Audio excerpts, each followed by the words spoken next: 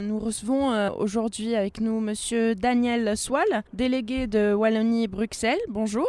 Bonjour, très heureux d'être avec vous. Merci beaucoup et puis merci d'avoir accepté notre invitation. Donc nous allons discuter un peu, Monsieur Swal, de la création El Manara, qui va être un peu la clôture du Festival international de Hammamet aujourd'hui, vendredi 23 août. Ça va associer des musiciens belges, tunisiens et palestiniens. Donc d'après ce que nous savons, il y a la plupart des musiciens qui sont d'origine palestinienne. Ça va se faire autour de Ramzi Abou-Redouane, Elwa Bodimon et Zied Ben Youssef. Donc si vous nous parliez déjà, Monsieur Swal, du démarrage de cette initiative et puis surtout, pourquoi le nom El Manara? Oui, volontiers. Donc, El Manara, c'est le phare. Et c'est le nom d'une place qui est centrale à Ramallah. Et donc les artistes palestiniens qui sont partie prenante de cet événement ont trouvé que c'était symboliquement une bonne idée que d'appeler cet événement le phare dans la situation difficile que connaissent les Palestiniens en général et les artistes palestiniens en particulier. Alors nous avons organisé il y a quelques années en Belgique, précisément à Bruxelles, un événement qui s'appelait Mazarat et qui était une manière de mettre en évidence la créativité palestinienne à travers des artistes qui sont très très talentueux là-bas.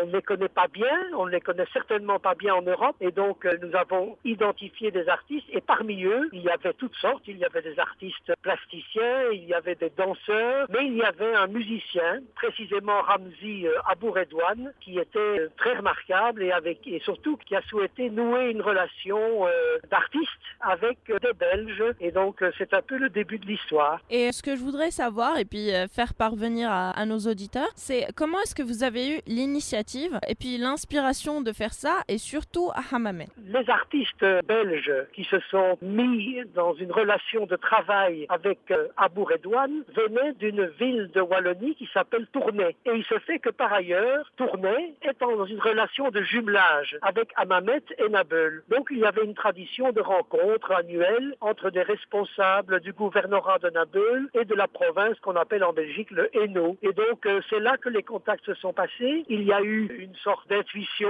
d'une part de Fethi Heddaoui et d'autre part d'un responsable belge qui s'appelle Serge Eustache, qui ensemble ont dit mais au fond nous avons là une occasion extraordinaire de monter un événement artistique triangulaire entre la Palestine, la Belgique francophone et la Tunisie. Et donc très rapidement des artistes tunisiens ont été identifiés, notamment Ziad Ben Youssef qui est un magnifique joueur de oud qui est très connu en Europe, qui participe de nombreuses productions. Il était lui-même très enthousiaste pour rejoindre le musicien palestinien, mais aussi le musicien belge qui s'appelle Elwa Bodimon. Et voilà, ils se sont mis ensemble. Vous savez, c'est un miracle. Ça ne réussit pas toujours, mais parfois la sauce est réussie et les musiciens sont dans un rapport d'unité, de proximité tel que cela donne un magnifique résultat sur le plan artistique. On regarde un peu le descriptif de cet événement, on a un peu l'impression, enfin implicitement, que le musicien Ramzi Abou-Redouane est un peu au centre de cette création. C'est-à-dire qu'on se rappelle tous de l'image de cet enfant réfugié d'Al-Armeri à Ramallah, qui jetait carrément des pierres sur les soldats israéliens, tout près de son camp de réfugiés. Donc ce musicien-là, ce n'est pas seulement un artiste, mais on a l'impression que c'est un pilier de la résistance. Donc est-ce que le choix a été fait d'une manière complètement par hasard, ou le fait de tomber sur Ramzi Abou-Redouane représente un genre de message subliminal aux Tunisiens? Oui, je crois que vous avez raison. La personnalité de Ramzi est extraordinaire. Vous savez que c'est un enfant qui est donc né à Bethléem. Il a vécu dans des camps à proximité de Ramallah. Et puis, il y a cet épisode fameux où on le voit participer à la première intifada. Et puis, par la suite, il a eu l'occasion de se rendre en France, d'étudier la musique. Et il est aujourd'hui à la tête de plusieurs associations qui créent des écoles de musique dans les camps palestiniens. Donc il y a cette double dimension à la fois comme créateur, mais aussi comme animateur culturel dans son pays, où ce travail d'animation culturelle joue un rôle très important pour permettre aux enfants palestiniens de sortir tant soit peu des difficultés qu'ils rencontrent pour se distraire et aborder la création artistique, ce qui n'est pas donné, ce qui ne va pas de soi dans ce pays. Donc c'est une personnalité qui nous a beaucoup intéressés et lui-même, très grande ouverture ouverture et d'une très grande curiosité par rapport aux artistes qu'il a eu l'occasion de rencontrer. Et voilà, c'était un cocktail extraordinaire que vous aurez l'occasion, et vos auditeurs aussi, de découvrir ce soir. Je voudrais dire un mot du musicien belge, Éloi Baudimont. Il est spécialiste de la fanfare. La fanfare, c'est une tradition en Belgique, dans le nord de la France, qui est la musique des ouvriers et des villages. Donc, dans chaque usine, dans chaque village, la fanfare, c'est une manière d'être ensemble. C'est une musique très collective, très, très cohérente. Et donc, le fait d'associer une fanfare belge avec des musiciens qui jouent le oud ou le ney ou le bouzouk, c'est évidemment extraordinaire. Et donc nous aurons le résultat de ça ce soir à partir de 21h au Centre culturel de Hammamet.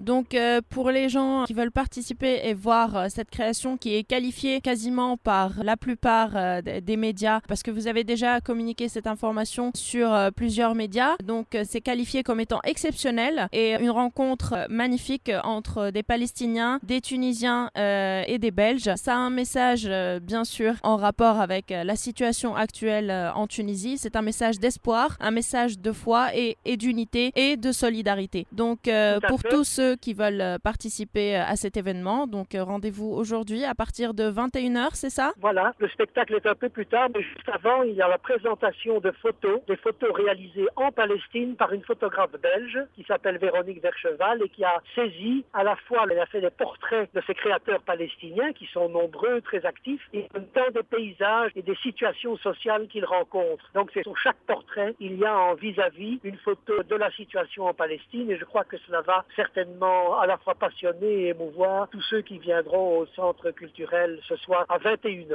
En tout cas, je vous remercie beaucoup, Monsieur Swal, d'avoir accepté notre invitation. Bien sûr, nous serons parmi vous à cet événement vraiment magnifique et puis d'actualité, et on en a vraiment besoin. On a vraiment besoin d'un message d'espoir en ce moment. On a vraiment besoin de voir beaucoup plus d'unité et de solidarité parmi les Tunisiens. Et puis, merci beaucoup d'avoir pris le temps et puis d'avoir réfléchi à cet événement. Mais c'est moi qui vous remercie. Merci de votre accueil sur votre antenne et au plaisir de vous rencontrer. Merci beaucoup et puis au plaisir. Au revoir. Au revoir. Merci.